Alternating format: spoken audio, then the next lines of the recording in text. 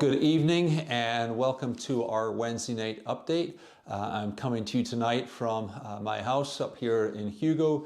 As I said in the comments there, unfortunately the internet and the phones are out at church today. CenturyLink is working on something in the area and there's been a problem for us and our neighbors all day. Hey, I would really appreciate it if somebody would make a comment that you can actually hear me or not hear me, depending on what the case is. I think we're set up okay. I hope we're set up okay, but we'll see here in a moment or two. Very good evening, of course, Kathy, to you and Rich. You're the first to comment tonight. Glad to have you with us, and I won't see you tonight as you head over to church after this to work with the kids program, because here I am already at home. And, oh, it's working just fine. I love that. Thank you, Kathy. And Dale, a good evening to you. I trust your week has been going well, even if it does feel a little, and I'm looking out the window that way. Even if it does feel a little like Irish winter still, and we're waiting for proper spring to show up yet, but I suppose given time, it will eventually get here. And Meg, a very good evening to you too. Hope your week has been going well for you as well, and that the rest of the week is productive and fruitful for all of us. And looks like you're the only ones to sign on. So for a few announcements that we have. First of all, we do have the memorial service for Colonel and Laverne Armbruster coming up this Saturday. That is Saturday, April 9th, and that service is at 10 a.m. And the family is wanting that to be a joyous celebration of Colonel and Laverne's life. So if you're planning to come to that, they're asking that you wear bright colors, that you show up with a smile on your face, and just come to celebrate lives that were both full and very well lived. Also, mark your calendars for the Maundy Thursday service that is coming up on April 14th. It'll be a Tenebrae type service. We'll have the readers go through the 7 last words of Christ. We'll have a celebration of communion and a short, brief message from me to tie it all together as well. And then also we have the White Bear Lake Community Blood Drive coming up on April 21st from 9 a.m. to 3 p.m. over at the White Bear Lake Armory. And you can see the church newsletter when that comes out. If you've been wondering why you haven't had it come out yet, the reason you haven't had that yet is because the internet was down at the church today and we had no way to send it out. So hopefully the newsletter will be with you tomorrow. But if you can donate blood on the 21st, please consider doing so. I wish I could donate blood, but apparently, even though I've lived in the United States for 30 years, British blood is no good. Apparently they still think we might possibly have mad cow disease, but I'm pretty sure I don't. But I keep saying, hey, take my blood. You say you have a shortage, take it. But no dice on that at the moment. Do have a number of prayer requests, and I think the first thing I want to note is that we've been praying for Jim Smith as he made the transition from living with June into the hospital for a while and then into the VA care facility. I mentioned last week that Jim was battling pneumonia, and we learned this morning that Jim passed early in the early hours of this morning. Passed away peacefully. Family were with him last night, and we just want to keep June and the family in prayer during this difficult time. June is not planning to have a memorial service for Jim, but rather after our worship service on the 24th of April, she's going to host the coffee hour. So we'll have food and celebrate Jim's life together in community at that time. Also, we've been praying for Eric Esterly's mom as she has been battling a whole lot of health issues recently. She also passed away this previous Sunday morning. And so our prayers for comfort to Eric and the family at this time as well. I did get to speak to Eric yesterday and had an opportunity to meet with June today, and I'll let them know that they are loved for, cared for, and supported in prayer by their community here at First Presbyterian Church.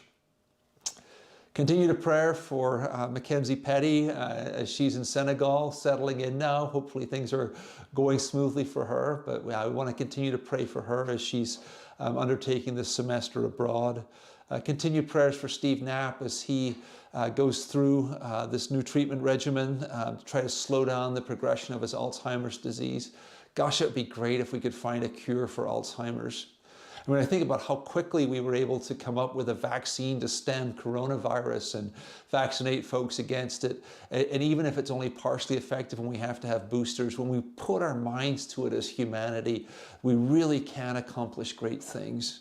And I would think that if we put the kind of effort and energy into finding cures for Alzheimer's and ALS and other chronic diseases like that, that we put into trying to find a vaccine for the coronavirus, that we might just be able to take on some of these other diseases head on.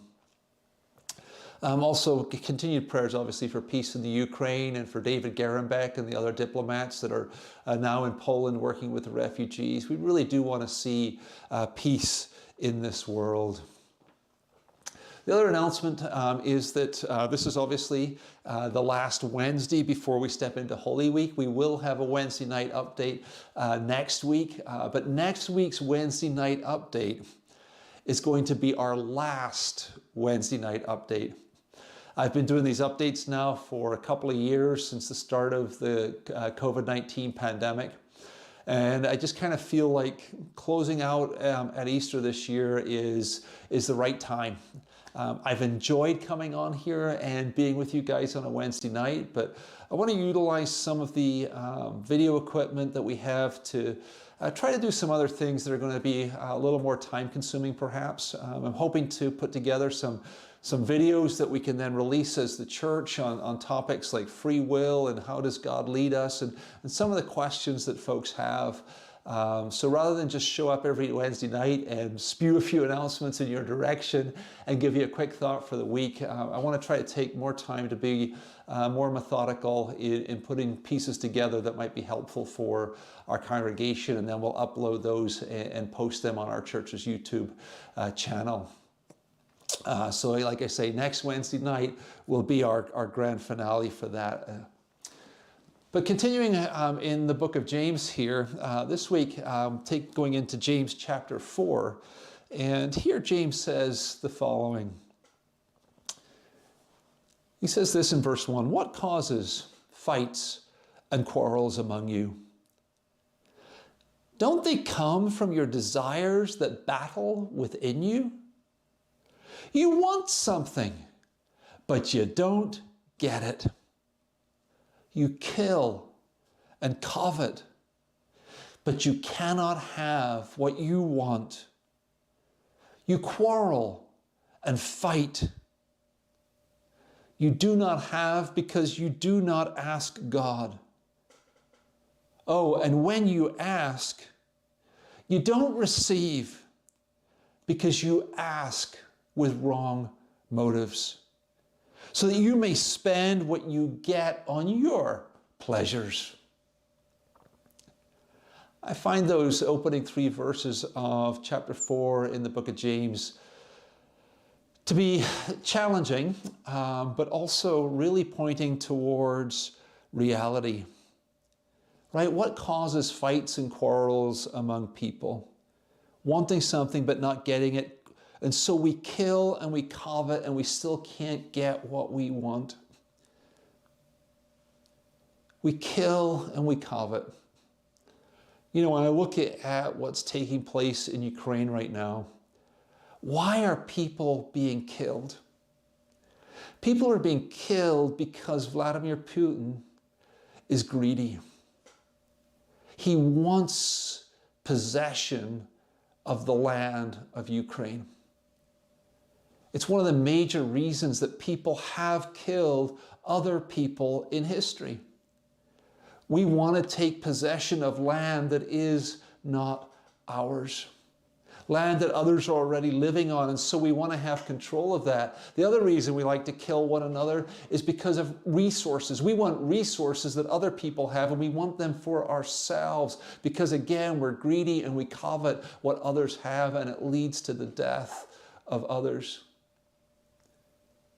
Or we kill simply because we want to make a name for ourselves. We want to be seen as big, as strong, as powerful, and so we seek to put others down. You see, when we covet what others have, when we try to take from them what is theirs and make it ours, In other passages of Scripture and the prophets and elsewhere in James and throughout some of Jesus' teaching, it talks about making sure you pay the worker a fair wage for their labor. Because economic exploitation is something that the Scriptures recognize is going on in the world constantly. It has been for thousands of years. Because we want something for ourselves and we'll take it from others at their cost and their expense. And so we quarrel. We fight with one another. And we kill one another. Now, you and I might not be guilty of murder, I know. But we're guilty of killing the spirit in other people. We're guilty of putting others down. We're guilty of taking advantage of exploited workers around the world for our own good. And then when we go before God, James says we don't have because we don't ask God. But when we ask, we don't receive because we ask with the wrong motives. We ask with the wrong motives because what we really want is that we might spend what we get on our own pleasures. I mean, how many times have we prayed, Lord, can you do this for me? God, will you give me this? God, will you fix this? And our motivation has always been ourselves.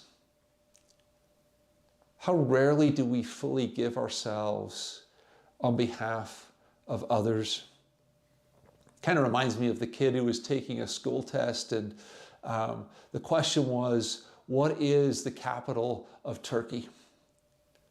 And the kid wrote down Paris, and then prayed, Dear God, can you please make Paris the capital of Turkey? You're going to fail in those situations each and every time, aren't you? Because we're supposed to be giving ourselves on the behalf of others. The last will be first, said Jesus. The first will be last. We're to be the servant of all. We're to follow the example of Jesus and wash the feet of one another. You know, down in verse 6, James reminds us of this. He says, God opposes the proud, but gives grace to the humble. God opposes the proud, but gives grace to the humble.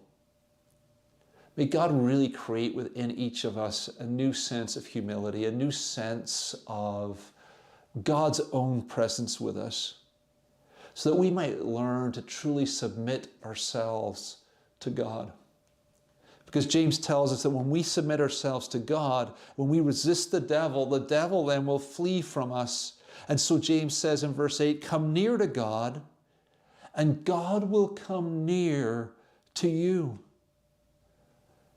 And then I love the plea he puts in here. Wash your hands, you sinners, and purify your hearts, you double-minded.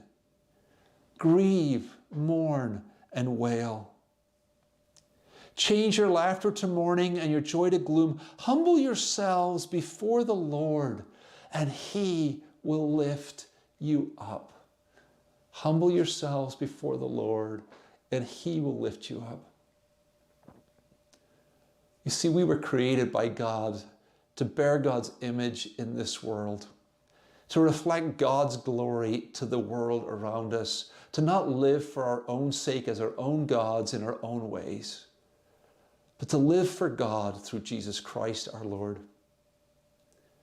Folks, I hope that all of us can do a better job of humbling ourselves before God, of recognizing that the quarrels, the fights in this world are all about our covetousness, us wanting something that somebody else has. May we learn to have a spirit of cooperation more than a spirit of competition. And may God's peace be with you until we get together again on Sunday, either live or in person. Now, I can't shut the lights off because I don't have the little switch here because I'm in my house. But folks, have a fabulous week. and I look forward to seeing you all soon. Bye for now.